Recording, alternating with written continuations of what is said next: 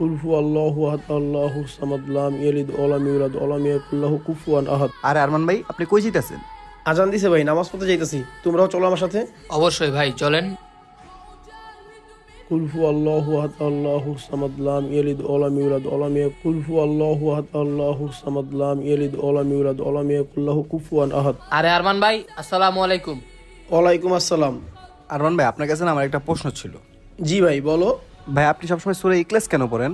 ভাই, আমিও খেয়াল করছি আপনি সবসময় সূরা ইখলাস পড়েন, কিন্তু কেন? সূরা ইখলাসের ফায়দা কি আজকে আমি তোমাদেরকে বোঝাবো। আমাদের নবী করিম সাল্লাল্লাহু আলাইহি ওয়াসাল্লাম বলেছেন যে যে ব্যক্তি প্রতিদিন সূরা ইখলাস পাঠ করবে আল্লাহ তাআলা তার জন্য জান্নাতে বাড়ি তৈরি করে দিবে। পরবর্তীতে হযরত ওমর রাদিয়াল্লাহু তাআলা বললেন, হে রাসূলুল্লাহ, তাহলে তো আমি এই সূরা প্রতিদিন পাঠ করব।